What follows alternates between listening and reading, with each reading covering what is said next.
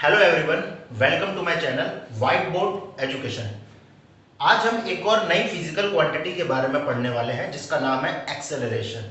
है ना, काफ़ी इम्पोर्टेंट ये एक फिजिकल क्वांटिटी हो जाती है ना। आपको 11th में भी इसके बारे में पढ़ना है और 9th क्लास में इस फिजिकल क्वांटिटी का काफ़ी बेसिक लेवल पे आपको बताया गया है ना। तो एक्सेलरेशन क्या होती है, कैसे प्रोड्यूस होती है, कितने टाइप की एक्सेलरेशन होती है, ये सारी चीज़ें हम इस वीडियो में जानने वाले हैं। क्लियर है? तो स्टार्ट करते हैं। एक्सेलरेशन है क्या?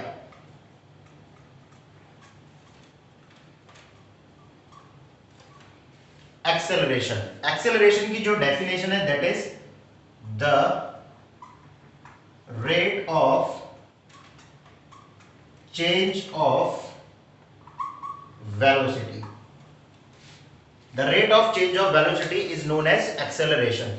अब मैं बार बार ये कह चुका हूं, अगर आपको डेफिनेशन मालूम है देन आप क्लियरली उसका फॉर्मूला बना सकते हो। तो आइए इसका फॉर्मूला बनाते हैं। चेंज ऑफ वेलोसिटी है ना, चेंज ऑफ वेलोसिटी मतलब क्या होता है? Change of velocity means velocity में चेंज आना है ना, बदलाव आना। चलो इसके लिए हम एक एग्जांपल से समझते हैं। सपोज आपके घर में कोई चाचा या कोई भी एक रिलेटिव आपके घर में आया है ना, वो आपको आज देखता है, फिर 20 साल बाद आता है। अब 20 साल बाद जब वो आएगा तब वो क्या बोलेगा?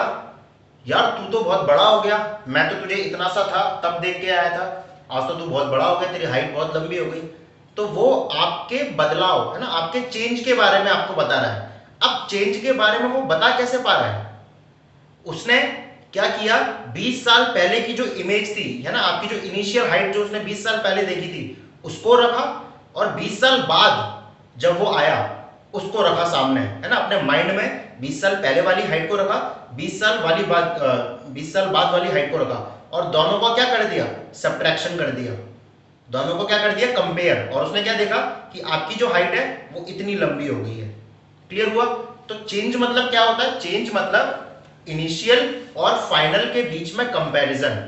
तो आपके जो भी रिलेटिव था उसने किस तरीके से बोला कि यार तू तो बहुत बड़ा हो गया है ना, पहले तो तू इतना था अब तू इतना हो गया। तो उसने कंपैरिजन कर लिया ना, फाइनल में से इनिशियल, आपकी जो प्रेजेंट यानी 20 साल बाद वाली जो हाइट थी, फाइनल हाइट जो थी, उसमें से उसने आपकी जो बचपन वाली हाइट थी 20 साल पहले वाली, उसको माइनस कर दिया। तो इस तरीके से उसने आपकी हाइट का चेंज बताया है ना। सेम ऐसे अगर हम वेलोसिटी की बात करें तो वेलोसिटी का चेंज आप कैसे बता सकते हो?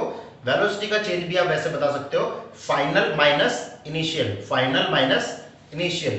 तो फाइनल माइनस इनिशियल लिख लेते हैं, v माइनस यू। अब रेट क्या होता है? रेट मतलब होता है किसी भी फिजिकल क्वांटिटी को जब हम टाइम के साथ कंपैरिजन करते हैं तो उस वर्ड को बोलते हैं क्या? रेट। क्लियर हुआ? किसी भी फिजिकल क्वांटिटी को जब हम टाइम के साथ कंपैरिजन करते हैं तो उसको बोलते हैं क्या? रेट।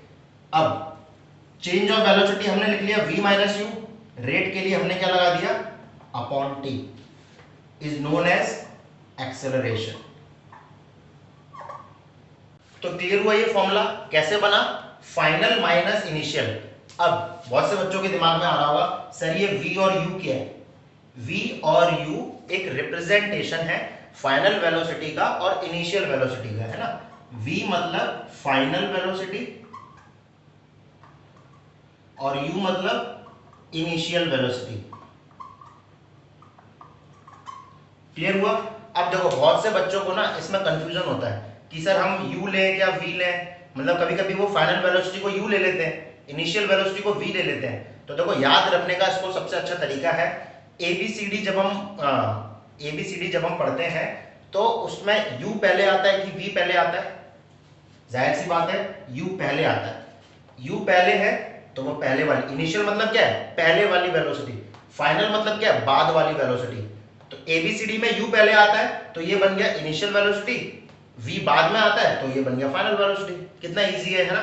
तो रटना नहीं है ना, हमें काफी सारी अपने अपने अपने आप से हमें कुछ ना कुछ ऐसी चीजें बना के चीजों को याद करना सीखो, है ना, रटना नहीं है हर एक चीज। क्लियर हुआ? अब क्वेश्चन है सर हमें तो अभी भी एक्सेलरेशन समझ में नहीं आया, ये तो आपने बता दिया बस, है ना, हमने सुन लिया। देखो एक्सेलरेशन के अगर हम एग्जांपल्स देखें एक्सेलरेशन के, देखो अच्छा, आपने देखा होगा आपकी बाइक हुई या आपके कार हुआ, उसमें जब आप स्पीड बढ़ाते हो तो एक्सेलरेटर को इस तरीके से स्क्वीज करते हो, है ना। और ये जो चीज आप करते हो इसको हम क्या बोलते हैं, एक्सेलरेटर, या एक्सेलरेटर दे स्पीड बढ़ा। क्लियर हुआ। तो इस वाले जो सिस्टम आपका जो मैकेनिज्म यूज होता है बाइक में या कार की, अगर हम बात करें कार में हम प्रेस करते हैं, अपने पैरों से प्रेस करते हैं, तो ये जो मैकेनिज्म होती है इस मैकेनिज्म को हम क्या बोलते हैं, एक्सेलरेटर। अब ये करती क्या है, ये आपकी गाड़ी की स्पीड बढ़ाती है। क्या करती है, गाड़ी की स्पीड बढ़ाती है ना। तो एक्सेलरेशन मतलब क्या हुआ, बेसिकली स्पीड बढ़ाना। क्या हुआ, स्पीड बढ़ाना। अब देखो ध्यान से, एक्सेलरेशन मतलब सिर्फ और सिर्फ स्पीड बढ़ाना भी नहीं होता। अब आपको एक और वर्ड का मतलब समझना है ना इसका, चेंज ऑफ वेलोसिटी। यानी एक्सेलरेशन तभी होगा जब वेलोसिटी में चेंज आएगा, चेंज ऑफ वेलोसिटी। क्लियर हुआ। दोबारा से सुनो, एक्सेलरेशन में तभी, कोई भी एक्सेलरेशन तभी कहलाएगी एक्सेलरेशन हुआ है जब उसकी वेलोसिटी में चेंज आएगा। अब ध्यान से देखना, हम जब अपनी गाड़ी को या अपनी कार को जब हम चलाते हैं तो हम क्या करते हैं, इस तरीके से हैंडल को स्क्वीज करते हैं।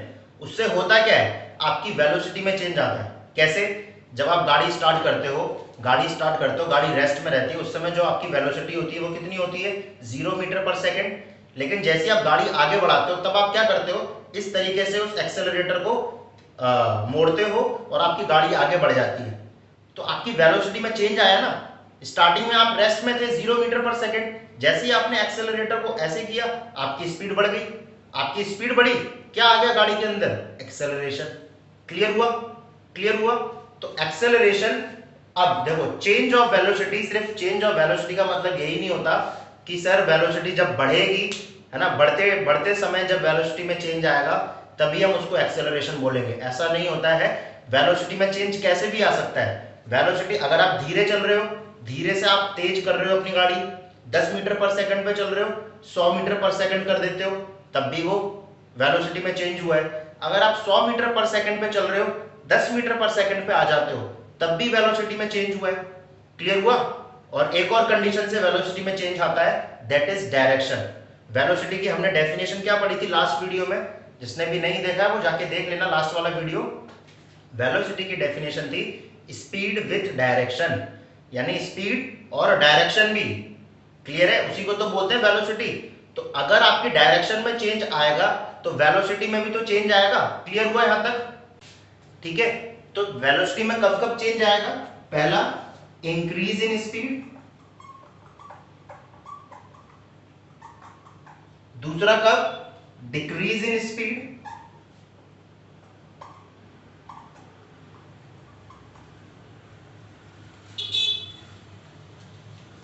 तीसरा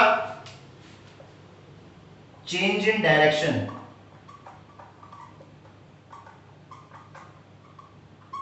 क्लियर हुआ। तो ये तीन फैक्टर्स में जब जब चेंज होगा तब तब आपका क्या बनेगा, एक्सेलरेशन। क्लियर हुआ यहां तक, दोबारा से सुन लो। देखो एक्सेलरेशन क्या होता है, rate of change of velocity, यानी वेलोसिटी में चेंज होना इज नोन एज एक्सेलरेशन। अब वेलोसिटी कब कब चेंज हो सकती है, जब वेलोसिटी का मैग्नीट्यूड चेंज हो।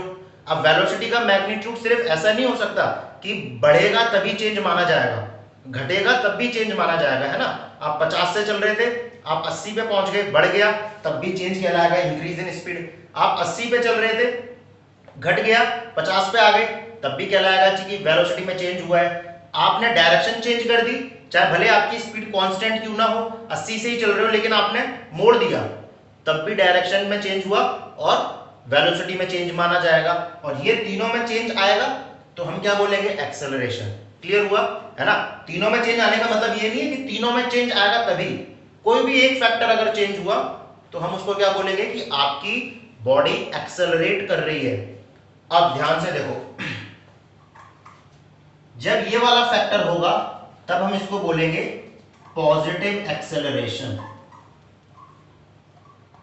और पॉजिटिव एक्सेलरेशन के केस में आपकी गाड़ी की स्पीड हमेशा क्या होती है, बढ़ती है। क्लियर हुआ। दूसरा टाइप, जब ये वाला केस होगा, यानी आपकी स्पीड जब कम होगी तब हम क्या बोलेंगे, नेगेटिव एक्सेलरेशन। क्लियर हुआ। और चेंज इन डायरेक्शन मतलब वो जब डायरेक्शन में चेंज आएगा तो वो सिंपल हम उसको एक्सेलरेशन बोलेंगे। क्लियर हुआ, यहां तक क्लियर हुआ। अब पॉजिटिव एक्सेलरेशन कब होता है, जब आप एक्सेलरेटर को प्रेस करते हो, है ना, pressing the accelerator. Negative acceleration कब होता है, जब आप ब्रेक को प्रेस करते हो, है ना, प्रेसिंग द ब्रेक।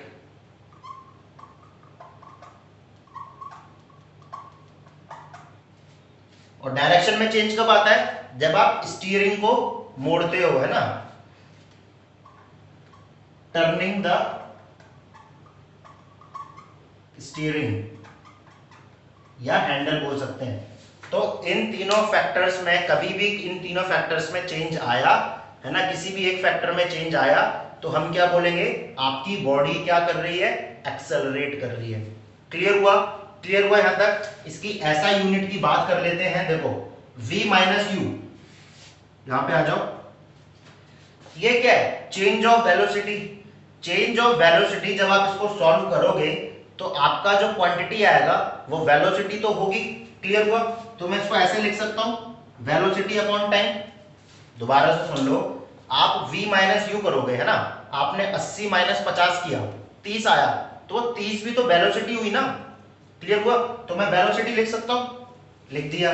वेलोसिटी की ऐसा यूनिट क्या है, मीटर पर सेकंड, टाइम की सेकंड, क्या बन गया ऐसा यूनिट, मीटर पर सेकंड स्क्वायर। क्लियर हुआ, तो एक्सेलरेशन की ऐसा यूनिट क्या होती है, मीटर पर सेकंड स्क्वायर। अब सर ये स्केलर क्वांटिटी है या वेक्टर क्वांटिटी है, क्या बोल रहा हूं मैं इधर बार बार कि एक्सेलरेशन में भी क्या होती है, डायरेक्शन होती है ना, डायरेक्शन पे चलते हैं, डायरेक्शन में चेंज होगा तो एक्सेलरेशन भी चेंज होगी। इट मींस आपकी एक्सेलरेशन किस पे डिपेंड कर रही है, डायरेक्शन पे भी डिपेंड कर रही है, और डायरेक्शन पे जो क्वांटिटी डिपेंड करती है उसको क्या बोलते हैं, vector quantity. So this is vector quantity. Clear हुआ यहां तक। तो ये था हमारा एक्सेलरेशन, ये था हमारा एक्सेलरेशन। अब इसको हम कुछ डेली लाइफ के एग्जांपल्स में समझ लेते हैं, ठीक है, तो और अच्छे से आपको क्लियर हो जाएगा। क्लियर है, आगे बढ़े, ठीक है, तो आगे बढ़ते हैं। अब हम एक्सेलरेशन की अगर हम बात करें तो अभी हमने दो टाइप के एक्सेलरेशन पढ़ा, पॉजिटिव एक्सेलरेशन, नेगेटिव एक्सेलरेशन। अच्छा, एक और टाइप का एक्सेलरेशन हम बना सकते हैं, जीरो एक्सेलरेशन। जीरो एक्सेलरेशन, देखो हर एक चीज क्लियर होगी, देखो बहुत इजी है ना, बहुत इजी है। फिजिक्स में बस थोड़ा सा दिमाग लगाना है ना, और डेली अपने अपने नेचर में होने वाले चेंजेस को आप अगर ऑब्जर्व करना सीख गए ना तो फिजिक्स आपको काफी इजी लगने लग जाएगी। क्लियर है, देखो सब कुछ ये हमारे नेचर में होता है, हम लोग देखते रहते हैं। देखो पॉजिटिव एक्सेलरेशन की अगर हम बात करें, अच्छा आपने साइकिल चलाई, साइकिल चलाई, वेरी गुड।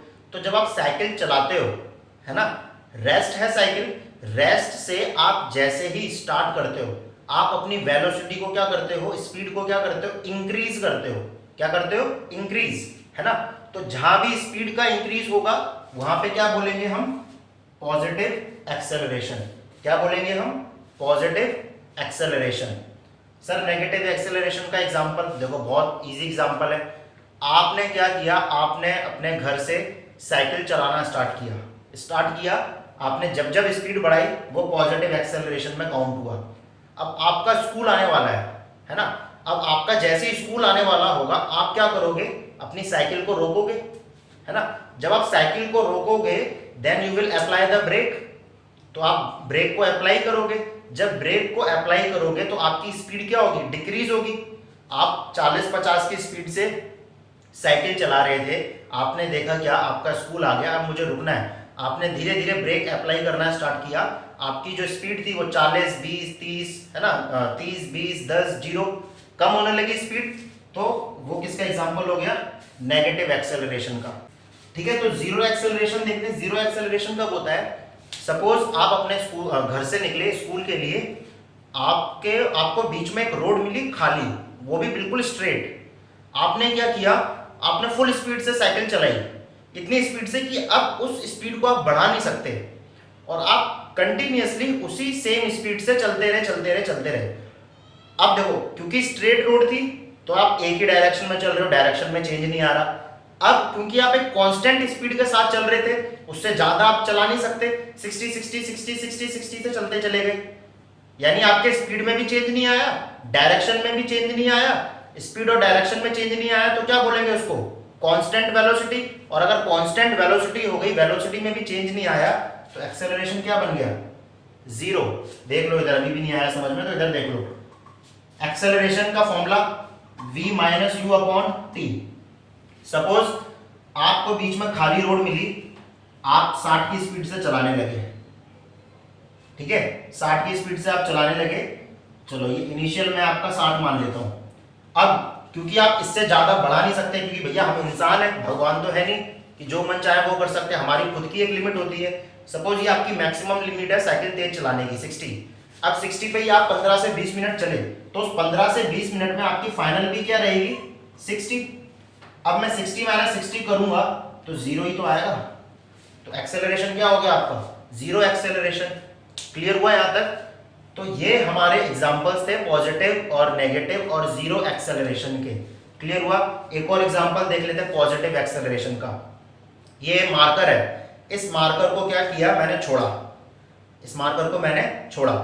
अब देखो मार्कर जब मेरे हाथ में है तब इसकी स्पीड बताओ क्या है, जीरो, क्योंकि मूव नहीं कर रहा। लेकिन जैसे ही मैं छोड़ देता हूं, जैसे ही मैं क्या कर देता हूं, छोड़ देता हूं, इसकी स्पीड बढ़ती जाती है। तो कंटिन्यूअसली इसकी स्पीड में चेंज हो रहा है। कैसे? पॉजिटिव चेंज हो रहा है, बढ़ रही है स्पीड। तो ये किसका एग्जांपल हुआ, पॉजिटिव एक्सेलरेशन का। सर नेगेटिव एक्सेलरेशन का एक और एग्जांपल दे दो। ये मार्कर है, ठीक है, अभी इसकी जीरो स्पीड है, अब मैं इसको ऐसे फेंक रहा हूं ऊपर। कैसे फेंक रहा हूं मैं, ऊपर। अब मैंने जब इसको ऊपर फेंका तो मैंने इसमें मैक्सिमम स्पीड दी, यानी जैसे ही ये मेरे हाथ से जस्ट ऊपर निकला होगा इसमें मैक्सिमम स्पीड होगी। लेकिन ऊपर जाते जाते इसकी स्पीड धीरे हो गई, तभी तो लौट के आया। अगर इसकी स्पीड बढ़ती रहेगी तो ये तो भैया अंतरिक्ष में पहुंच जाएगा, है ना। लेकिन ऐसा होता नहीं है, स्पीड धीरे धीरे कम होती है, तभी वो क्या होता है, वापस आके लौट जाता है। तो मैंने क्या किया, मैंने इसको फेंका, इसकी स्पीड ऊपर जाके धीरे धीरे कम होती गई। तो यहाँ पे स्पीड में क्या हो रहा है, डिक्रीज हो रहा है ना। स्पीड क्या हो रही है हमारी, डिक्रीज। और डिक्रीज में किसका एग्जांपल था हमारा, नेगेटिव एक्सेलरेशन का। तो ये नेगेटिव एक्सेलरेशन का एग्जांपल हो गया। और जीरो एक्सेलरेशन तो आपको मालूम ही है, जब आपकी वेलोसिटी कांस्टेंट रहेगी, आपकी डायरेक्शन में भी चेंज ना आए, आपके मैग्नीट्यूड में भी चेंज ना आए, तो वो एग्जांपल किसका रहेगा। ठीक है, क्लियर हुआ? अब काफी सारे बच्चों के दिमाग में ये क्वेश्चन आ रहा होगा, है ना, कि सर अगर हमारी स्पीड कांस्टेंट रहेगी तो एक्सेलरेशन हमेशा क्या रहेगी, जीरो रहेगी, है ना। सबके दिमाग में आ रहा होगा क्योंकि साफ साफ यहाँ पे दिख रहा है। और मैंने बोला भी था स्पीड में जब भी चेंज नहीं होगा, है ना, तो आप स्पीड का जब माइनस करोगे सेम स्पीड का तो आंसर जीरो आएगा। इट मींस एक्सेलरेशन भी क्या आएगी, जीरो। यानी स्पीड जब भी सेम रहेगी तो एक्सेलरेशन क्या रहेगी, जीरो। देखो आपको कॉन्सेप्ट समझना है। मैं क्या कर रहा हूं, सर्कल सही बना है, चलो बनाओ। मैं एक पत्थर लिया, मैंने एक पत्थर को घुमाते जा रहा हूं कांस्टेंट स्पीड के साथ। अब मुझे बताओ जब उसको मैं कांस्टेंट स्पीड के साथ घुमाऊंगा तो क्या उसमें एक्सेलरेशन होगी? कमेंट में बताना है एक्सेलरेशन होगी या नहीं होगी। जल्दी से अभी बता दो क्योंकि आंसर मैं बताने जा रहा हूं, है ना। चलो वीडियो पॉज करके कमेंट जल्दी से टाइप करो कि जब भी मैं किसी सर्कुलर फॉर्म में किसी भी चीज को घुमाऊंगा कांस्टेंट स्पीड के साथ तो क्या उसमें एक्सेलरेशन होगी या नहीं होगी। ठीक है, चलो आंसर सुन लेते हैं इसका। याद रखना इसमें एक्सेलरेशन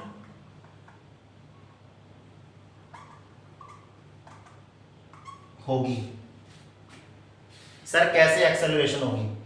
ध्यान से सुनो। इस केस में मैंने क्या कहा था, इस केस में मैंने ये कहा था अगर आपकी स्ट्रेट रोड है ना, जिसमें डायरेक्शन भी चेंज ना हो रही, आप एक ही डायरेक्शन में मूव कर रहे हो,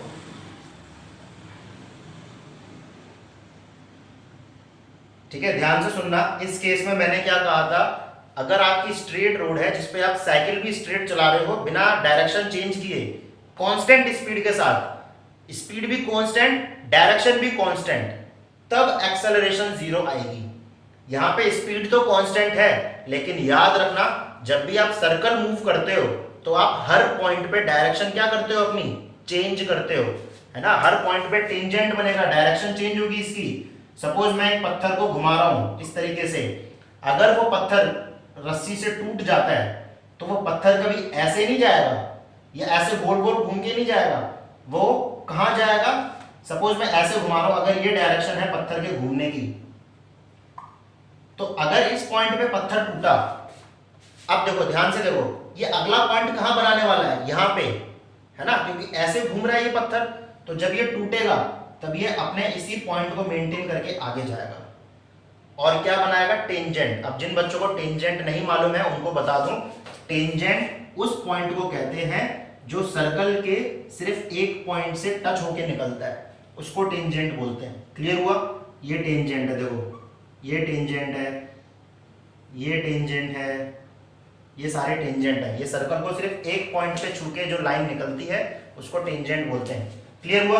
अगर मेरा पत्थर यहां टूटता तो ये ऐसे डायरेक्शन बनाता, यहां टूटता तो ये ऐसे डायरेक्शन बनाता, यहां टूटता तो ये ऐसे डायरेक्शन बनाता।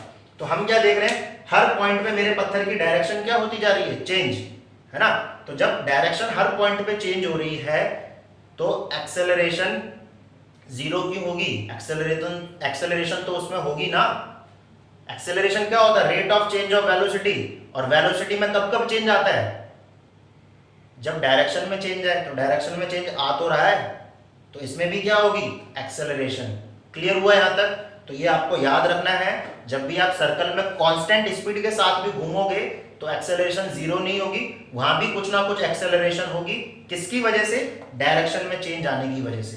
क्लियर है, आगे बढ़े, ठीक है। क्लियर हुआ यहां तक। चलो अब एक दिमाग में आपके क्वेश्चन आ रहा होगा कि सर एक्सेलरेशन किसकी वजह से प्रोड्यूस होती है ना, ऐसा कौन सी फिजिकल क्वांटिटी है जो एक्सेलरेशन को प्रोड्यूस करती है ना, क्या कारण है एक्सेलरेशन बनने का।